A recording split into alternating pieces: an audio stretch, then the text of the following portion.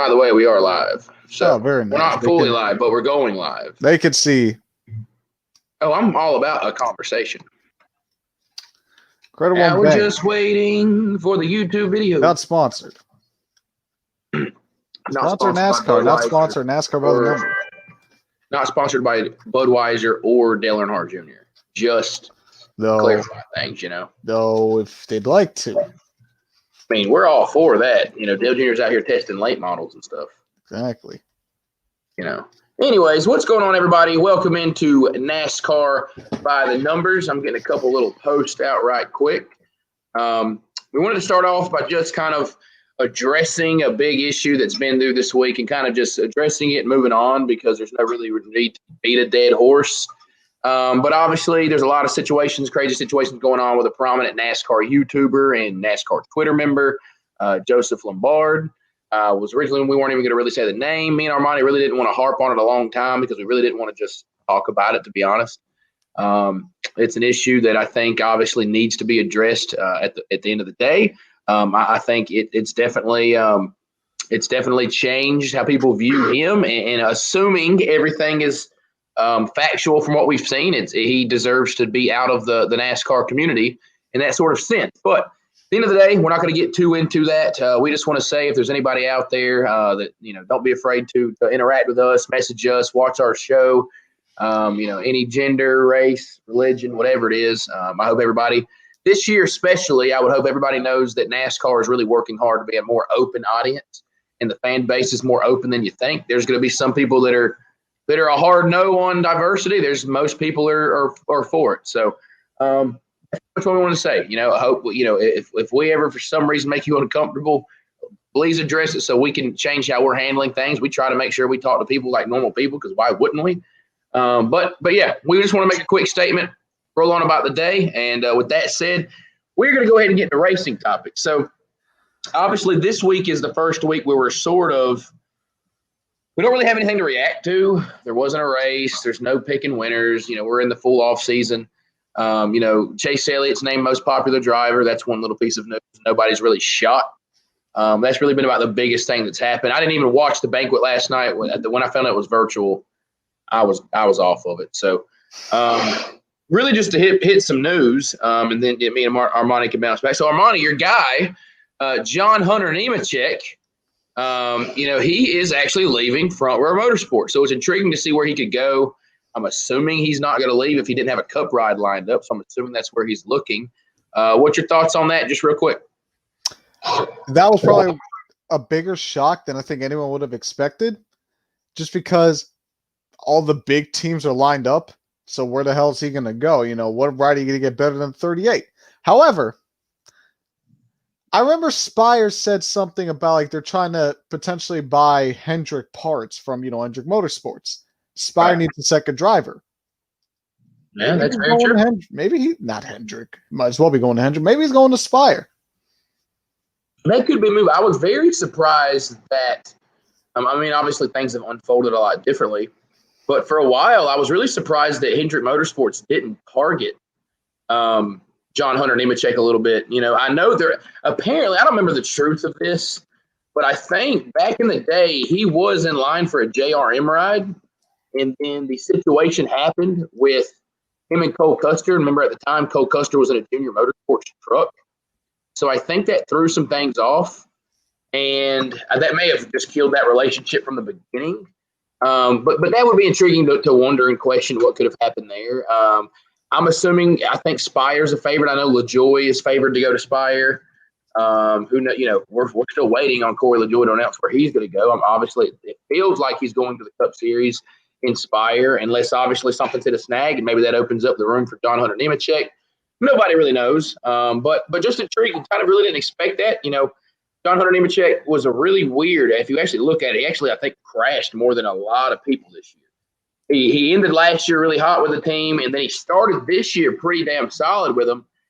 And then, the wheels fell off. But I've changed my mind about John Hunter. I used to really not like him after the incident with Cole Custer, like we were talking about. And I've just come to realize the dude can drive. He's just a really good race car driver. So hope to see him land somewhere. And I would assume it's going to be at the Cup level.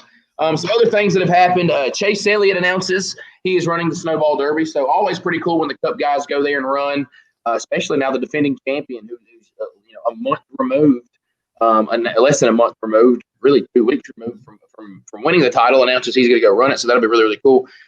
Jeb Burton gets announced to Colleague Racing. I really think people didn't expect that. I think most people were expecting Allmendinger to go full time or something like maybe Zane Smith was rumored at one point, but what an opportunity for Jeb Burton. I think a guy that maybe could actually go out and compete for wins.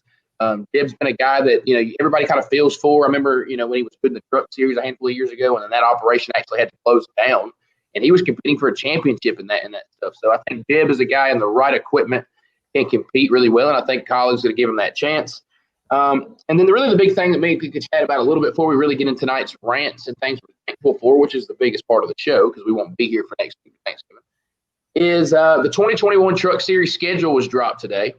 I thought notable stuff is Coda's on the list, on the schedule, Watkins Glen, Nashville, and the most notable one is they're going to Knoxville now because Eldora is off the schedule. There'll be 2 dirt races on the truck schedule next year. One will be the Bristol dirt race, and then you will have Knoxville. So, Armani, what say you? I don't know if you've had the chance to look at the Truck Series schedule. I've got a little bit of a rant reaction to it. This is not counting towards my rant later. But what are your thoughts on it? It's kind of funny thinking how of all the 3 series that are going to go to the Bristol dirt race, the trucks are probably going to be the most less chaotic, more professional out of the 3.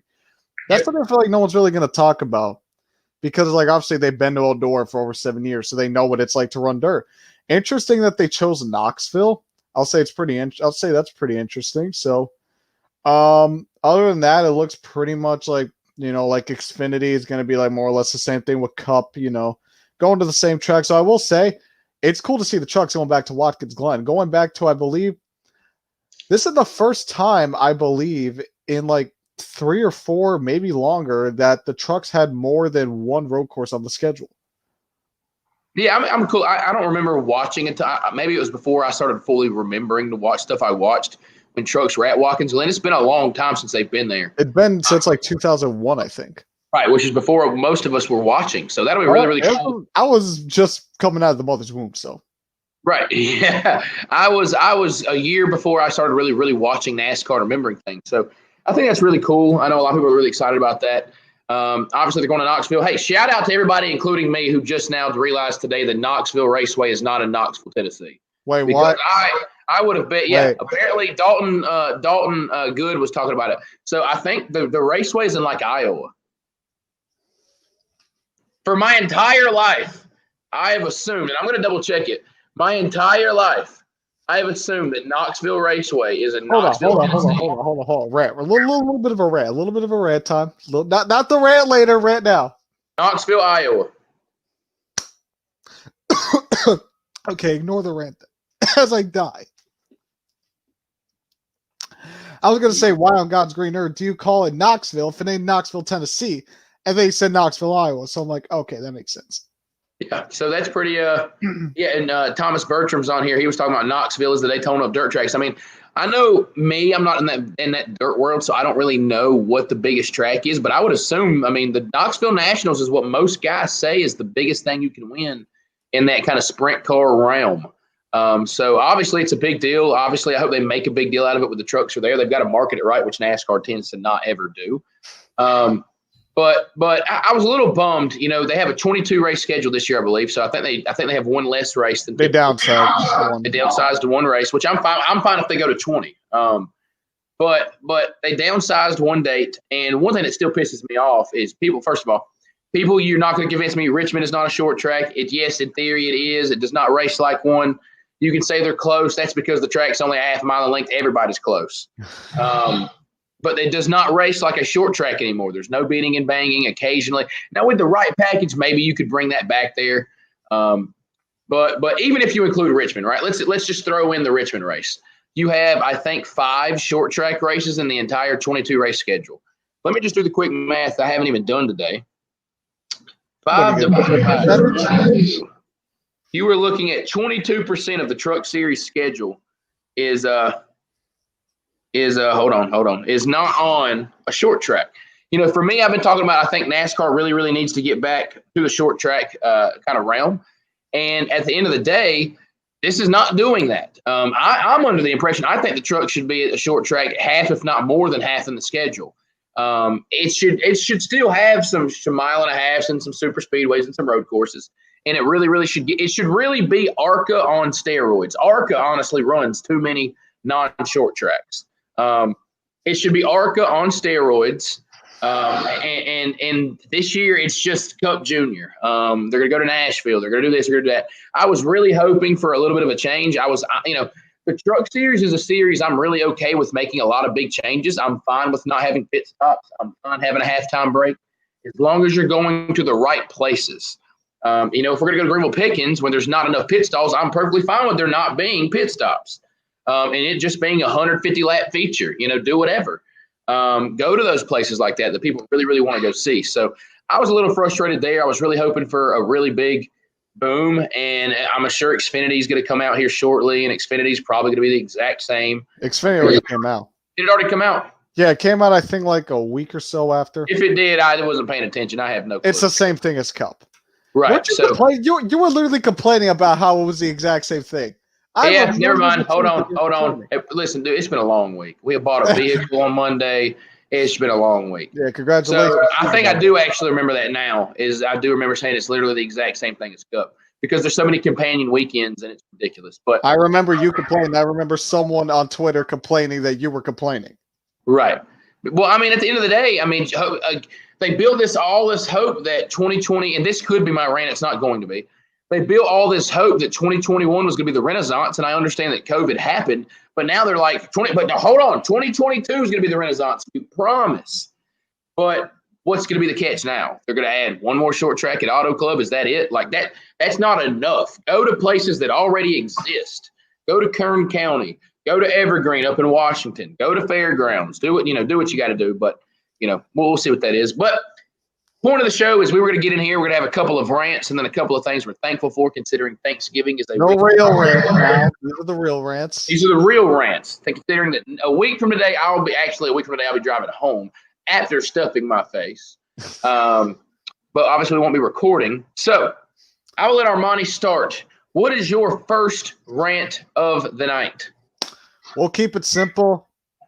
Package, 550 horsepower, low 550 horsepower, high downforce, garbage, horrible, horrendous, and get it off of the schedule. Just take it, all right? Take the package. Put in another package. Here's what you're going to do. You're going to take that package and you're going to throw it right into the sun. You're going to burn it. That's where it belongs. That's where it belongs, all right? It is annoying when, number one, Kevin Harvick can't get past Joey. I was talking to my uncle about this on the way, when I was with him in Boynton. It's annoying when Harvick, who has the best car, can't get by Joey Logano because Clean Air is the Lord and Savior himself. It's really annoying. The worst part about it, I remember the day I really was like, this package is horrendous.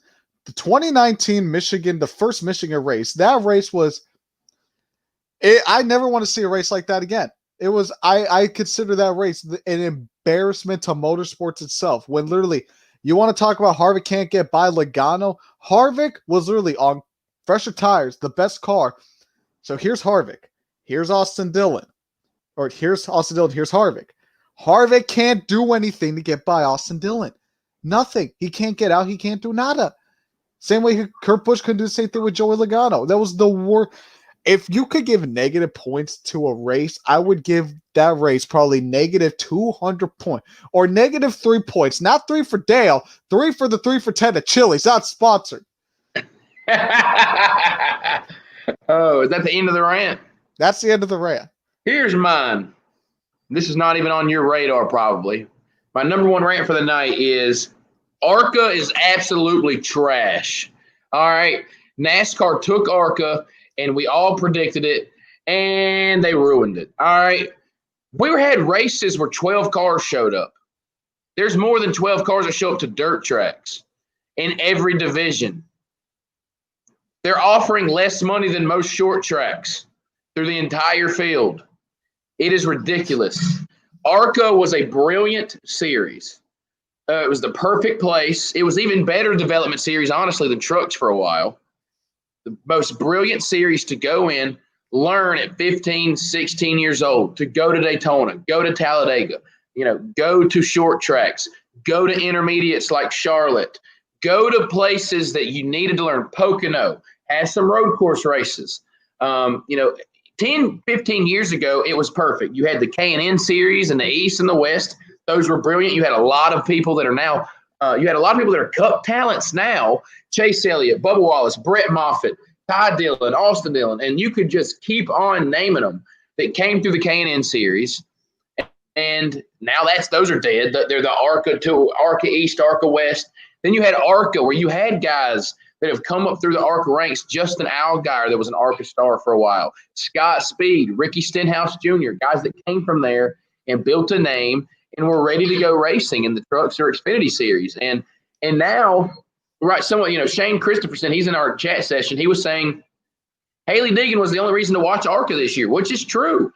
And what's crazy is ARCA had a lot of really, really good talent this year. Sam Mayer is going to be someone to be reckoned with the next few years. He is. So I always have this weird saying, but I'm going to say it now even longer. Sam Mayer is William Byron before William Byron was Eric Jones, or excuse me, it was before William Byron. Actually, let me start over. I screwed it up. Sam Mayer is Christopher Bell before Christopher Bell was William Byron before William Byron was Eric Jones. He is going to be one. Now, shockingly, he's with Chevy. That's going to be the difference. But he is going to be there with like the guys like Chandler Smith is a guy you're going to start hearing a lot about. He is going to be a hot shoe coming in. I would not be surprised. He already won a truck race in like his fourth start. Would not be surprised if he wins an Xfinity Series race in the back half of the year when he actually gets to run for Junior. He is going to be that next guy. Sam Mayer is great, but people didn't care about Sam Mayer. They care about Haley Deegan. What is Haley Deegan doing? Now that she's going to go to the Truck Series, now who are you going to watch? Sam Mayer's gone. Haley Deegan's gone. There's one or two other kids that you hear their names a lot. But ARCA has been absolutely destroyed. I don't know if it's because it's too expensive. I have no clue. Michael Self is the Justin Allgaier, Elliott Sadler of the ARCA series, picking on the same kids. And it used to be fun, even at Talladega, right? Talladega, where in theory everybody has a shot to win. They only pulled like 16 cars. I mean, it was that bad. And it was just crazy. And it's something that I think has been disappointing. NASCAR really needed to revamp. They still need to revamp their grassroots home track systems into ARCA, into K&N, or what now ARCA East and West. And they've destroyed it. They've made it even worse. There's even less of a connection. It is embarrassing to have a field show up of a NASCAR sanctioned series, professionally sanctioned national touring series, where these kids are getting paid to drive race cars or paying people to drive anyway, and have 12 cars show up. I mean, that is ridiculous. Local short tracks double that every single weekend, and that's just pretty disappointing. So got that off my chest. What is your number 2 rant of the night, sir? Number 2, and this is probably a little bit of a hot take. It's not even talking about 2020 or 2021. It's talking about 2022 with the next gen car. Spec chassis. What the hell are we doing? This is an Indy car, and even then, like this isn't really a rant on NASCAR. I guess it's really a rant on motorsports in general. So I'm a moron when it comes to stuff. So when you're saying a spec chassis, tell me a moron like me, anybody else who doesn't know technical terms. All right. So to moron William Richard, aka NASCAR Opinion, this is what this means. The teams don't build their own chassis anymore when the next gen car comes. It's one company, whether it be Dallara, right? They're going to provide everything. They're going to provide everybody the same chassis. They don't get to build it. They don't get to do nada. In theory, it should cut cost. However, what's stopping, like what Dallara did with IndyCar a couple years ago, from that single company just gouging every team in the sport? I think that would be, and then I'll let you continue your rant. I think that's where I always have a tie within myself, because the racing purist in me is like, man, this is where you ruin, where you can tweak things on the bodies and chassis, and teams come up with tricks and ways to be unique, where engineering still matters and fabrication still matters. And that's not going to matter anymore. It already really doesn't matter anymore. But the same part of me from the competitive side says this is an opportunity to really level the field. if the entire field is running the same chassis, eventually people are going to realize, like, I'm expecting in the next 20 years, NASCAR is going to pretty much be ARCA, where they pretty much build the car, provide the car. You just show up as a driver and race. Now, that's going to get a little sketchy, because then at that point, what's the point of having owners? What's the point of this? What's the point of that? So I can see from your standpoint, you're probably going down a rabbit hole that can get really, really sketchy, because then what's next? Spec engines? That's not what I'm going for at all. Right. My thing is that in auto racing, I'm not talking about, like on the short track scenes, where it's like where you're, even in the short track scenes, it's not like, this is auto racing. When the cars are on the road, where do you think most of them are getting them from? When you see a BMW that goes fast, when you see a Ferrari that goes fast, or a Mercedes, or a Ford, or Chevrolet, what do you think they're getting that speed from? They're getting it from the racetrack. They're putting the time and ingenuity into building those cars. Right. So when you start making everything spec, this is what I hate about the truck series. When all the engines are spec, then what's the point of having manufacturers anymore? If you're just going to keep making everything spec, you're going to make I guess I am going down that rabbit hole at this point. If you're going to make this spec, you're going to make that spec. Right. We're losing. Yeah, go ahead. It's the constant debate that, race fans always complain because the same guys win or the same manufacturers win, but then they complain when that doesn't happen. So in theory, if you go spec, it's going to even the field. And the field's already more even than it's ever been. But if everybody's running the same chassis, now the only difference is the motor. Well, in 10 years from now, if the motor's spec, now everybody's running everything the same. Now it really is to the driver. And it's so crazy, because we ought to – NASCAR – this is the perfect example of NASCAR fans want everything and nothing at the same time. So they always want to say, we want the driver to be the difference. Okay, well, if you want the driver to be the difference, then in theory, you want everything to be spec. But then if everything goes spec, you're saying, well, this is just – where's the Americana in NASCAR? Where's the hard craftsmanship? And I understand that point too, but that's not there anymore. And right, fabricators are gone after this year, or after next year. They've got extended a 1 year extension, because they have to have metal bodies one more year. After that, we're going to the fiber, whatever the hell it is, fiberglass play. I can't remember what it's called. The Xfinity runs, which I'm actually excited for. We're going to new things and fiber and all this stuff. It's eventually going to go down that rabbit hole.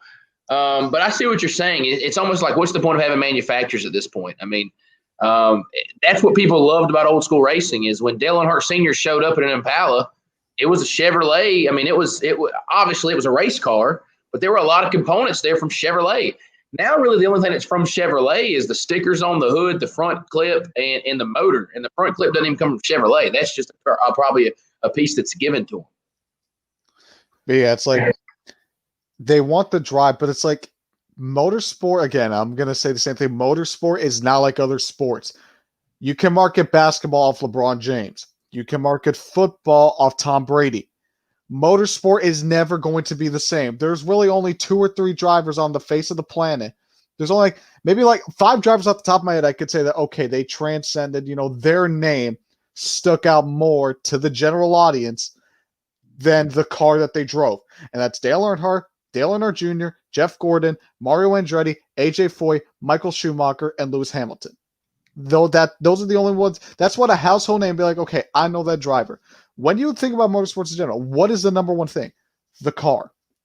So you got to make the car unique. Why do you think one reason I love sports car racing so much is because of the variety? You see, okay, there's different manufacturers, this and that. One reason I'm a Chevy guy, it's not just because, Chevys were winning 24/7. So I'm like, okay, Chevys were the best car. Granted, they're not doing that anymore, even though they won the championship, but still. So it's like they need to find the balance between, okay, the driver's skill matters, but they need to understand it's like the manufacturers are there too. The manufacturers, in my opinion, the cars itself should be more of a focus than the drivers themselves. And I just feel like we're getting away with that from motorsports in general. Like, we're losing the auto racing, the motorsport, right. Instead we're focusing on just, the entertainment product. And don't get me wrong, the entertainment product is, one of, if not the most important thing, but it's like, we need to understand, it's like, this is a motorsport. There needs to be ingenuity. Where do you think a lot of these you see a car that goes fast. How do you think it got fast? It goes on the racetrack. And if we just lose that by just making everything the same, everything spec from one specific source, then what's the point anymore? Right. I mean, it's a good point. It's a good rant. I get what you're saying, and we will figure it out. So, a lot of it, we got a lot of people in our comment section talking about we need to get the money out of NASCAR. I've been saying that for a long time. There's a lot of greedy people. It's a lot of complicated things that you see. I mean, there's always the constant debate. Do you want the field to be closer, or do you want there to be uniqueness and craftsmanship in the cars? And people are, hey, Shane Christopherson is liking what you were saying, Armani.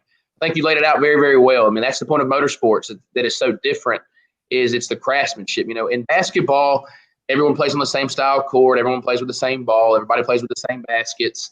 This is one of the areas that it is hard to compare. It'd almost be like if baseball teams could make their own bats, right? Like, that's part of the game, right? Now, that's not. They can't do that. That's illegal. But it would be to that kind of comparison. And if you could go from making your own bat to now everybody has to use the same bat, there's a debate and there's a uniqueness to that. So that's really, really intriguing. I remember what my second rant was. I don't have to look it up. My second rant was qualifying was gone once we got back, and apparently is going to be gone for the most part in 2022. Qualifying to me is, a lot of people are going to say it's this and that, and it's really just a small part of the sport, and I get it. But qualifying to me is an authentic way to set the field. This whole deal of the playoff drivers started in the front every single playoff race, unless they were tossed out in tech, is pretty ridiculous in my opinion. Literally, if Chase Elliott doesn't fail tech at Phoenix, the championship four start 1 through 4.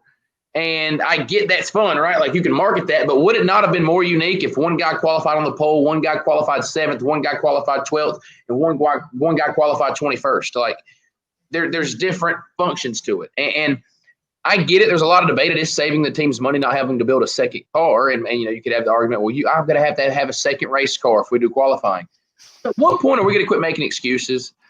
Social distancing has nothing to do with qualifying, sitting on pit road. Go ahead.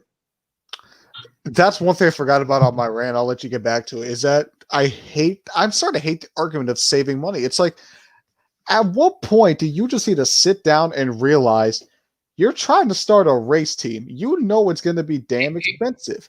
Here's the problem. It's not about it being expensive to the people who are ready to be in it, even though it is. But you've got to make it cheap. For us to get 50 cars coming back to Daytona, you have to make it reasonably affordable to where I don't have to have $20 million to have a race team.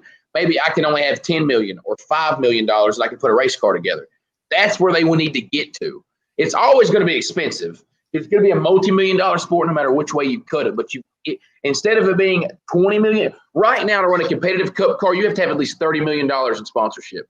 If I could cut that down to $15 million in sponsorship, you've already opened the door for more people to get involved. That's the goal. But that's one thing I think you said. Well, and another problem is NASCAR. They want to cut costs in all but the areas they want to cut costs in. We want to cut team members. We want to do this. We want to do that. But I guarantee you the CEO of NASCAR still makes over 7 figures a year. That's the thing. Drivers are still signing multi-million-dollar contracts. Now, maybe not the younger guys, and that part is changing. And they keep on wanting to go to technology and this and that. But you want to cut costs by not running qualifying. But I guarantee you in the next 5 years, you're not going to cut costs by going to a completely electric motor that's going to cost double what a regular motor costs, because you've got to pay for the technology. You're going to have 15 laptops that can control that motor. Those are going to cost more money because you have to download this software and this software and that software. Nobody wants to talk about those are the areas we could cut costs.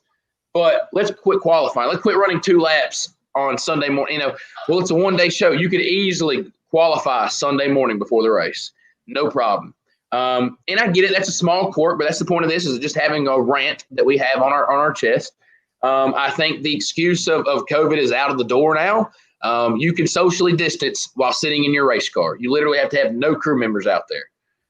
You can literally have all the drivers sit in their cars in a single file line and get ready to qualify, go call it, be a legitimate way to rank the field. And how is it we're going to qualify like 6 times next year and just not the other 30 races? Like, how does that even make sense? We're going to only qualify for the crown jewels. Crown Jewel, Bristol Dirt, pretty much all the new tracks. To me, it's just like it's pointless. Just qualify the cars. Like, I get it saving money, but at the end of the day, like, saving money is important, but you can't lose the integrity of the sport trying to save money. Like you can cut money in the right areas, and that's what you need to do as a sport, but quit saying we're just not going to qualify and we're going to throw out the legitimacy of starting positions because it just what do we need to qualify for? What is, again, back to the purism of auto racing. What do we care where people start? We'll just put whoever we want to up front. You were fast last week. We're going to put you back in the front this week. So, we'll see. But we're done ranting. All right, we got some stuff off our chest. We're already at the 30-minute mark. We're already going out there. We're already long-winded. We're getting a lot of things. We're vibing here, some people would want to say. Quick show. Now, let's get to the first thing. We also have two things we're thankful for in honor of Thanksgiving. In honor of, first of all, if you're eating turkey, you can leave. Ham is where it needs to be. Unless it's deep fried turkey, then I might take a slice if it's juicy. But anyways, so first things first. What is the first thing you are thankful for, Motor Minister? Both of them kind of tied together. You know what? I'm just gonna go with one of that. Could probably come up with another one, but I'll just say both. NASCAR was the only sport to get their full schedule in. Basketball couldn't get their full schedule in. Football, we'll see where that goes. They've already had to cancel some stuff. IndyCar had to shorten their schedule. Formula One's had to shorten their schedule. NASCAR was the only one able to get their full schedule in. And if that doesn't, I feel like that alone should kill any sense of the NASCAR is dead theory. Because if NASCAR was dead, they'd go to a 20 race season. They'd get rid of they'd probably get rid of everything they could. I mean, even going back to innovation and ingenuity, they couldn't go to Watkins Glen because, governor there, don't get me started on him. They're like, okay, we'll just run the Daytona road course. That's ingenuity. That's thinking. That's innovation. I'd rather them go to Road Atlanta personally because, probably one of the best road courses on schedule, but that's a rant for another day. But the fact that NASCAR was the only sport to actually been able to get all their races in, all 36, I think it just shows not even necessarily how, just how healthy the sport is. I mean, think about it. If this happened back in 2017 or 2016, when Brian France was still running the show, I guarantee we would not have this happen. We'd probably go to a 20 race schedule, and then that was that. But the fact that NASCAR got it done, got all their races in, crowned the champion, and even up to Daytona or Dover, they were back on their regular schedule. The fact that they did, I think, is very, very damn impressive. And like I said, really just besides the Daytona road course and, eliminating practice and qualifying, they pretty much did it perfectly. How many COVID tests in NASCAR? Only two. I believe only 2 or 3 drivers had to miss a race due to COVID. Jimmy Johnson, Austin Dillon, I think someone else. There might have been a lower division driver. Yeah, a couple lower division drivers. And William Byron's pit crew. But other than that, you had nothing.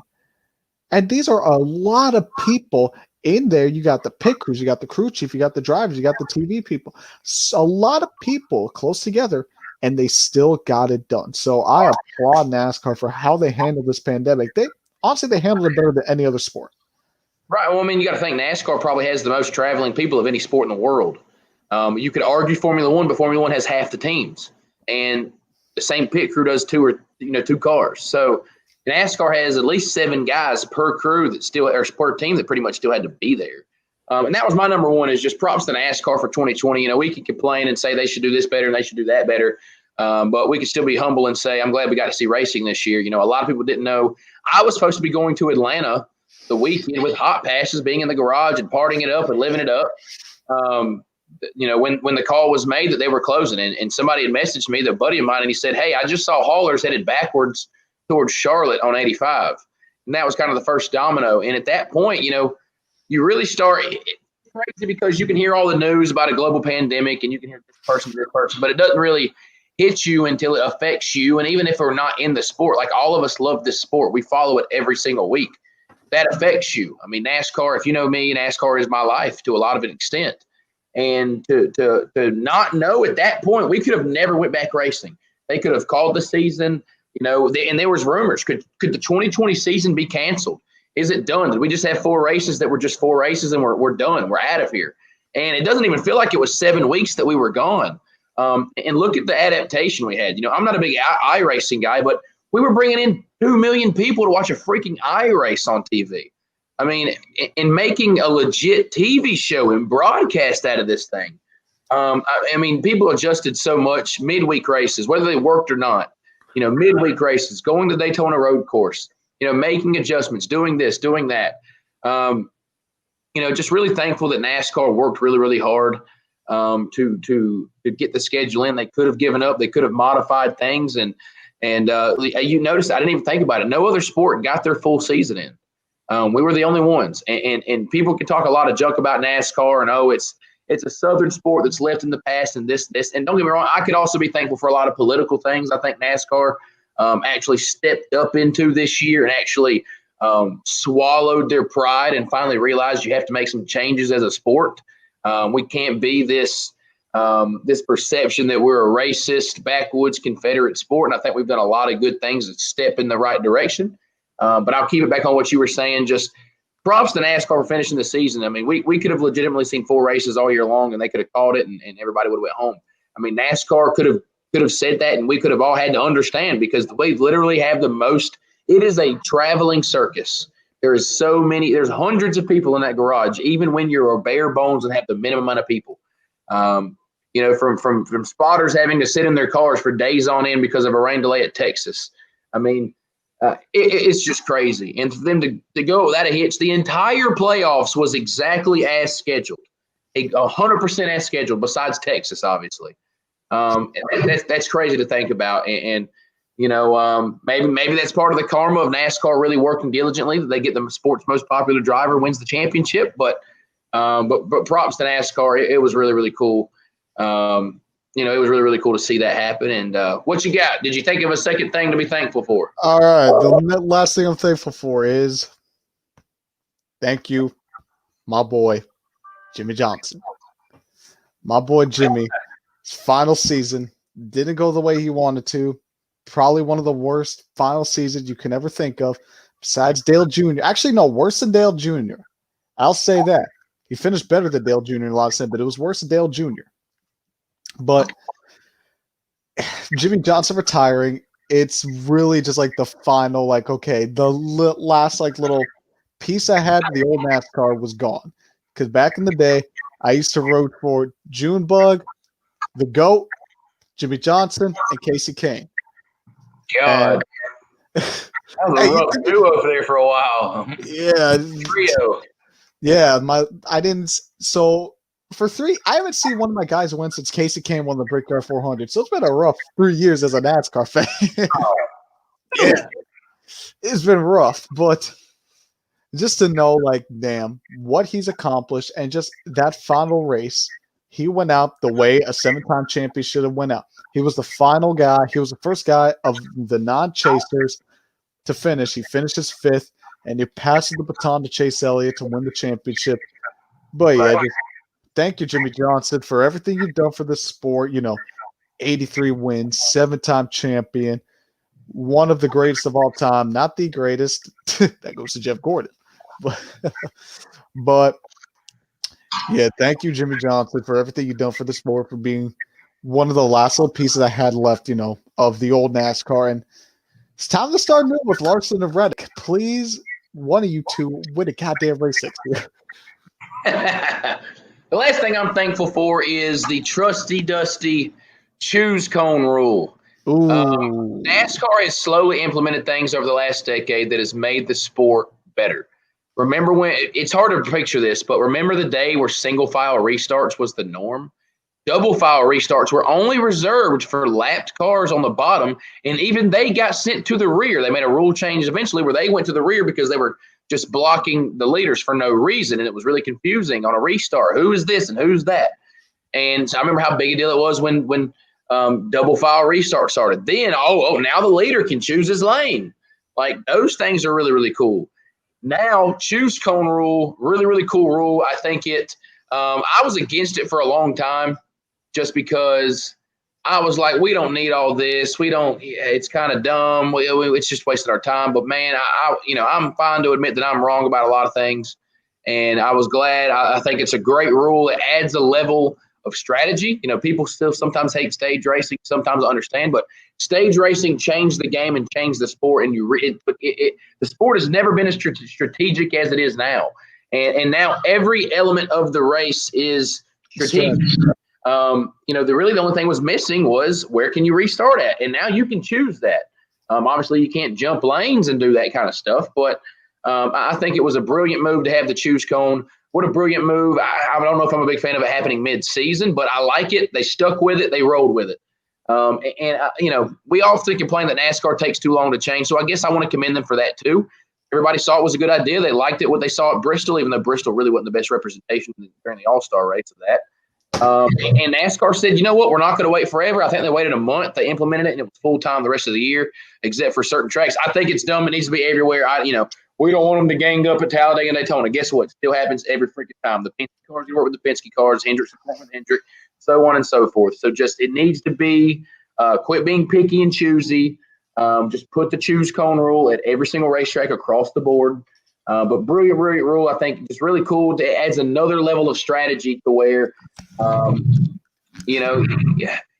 too often fourth place had a better advantage than perhaps second or third.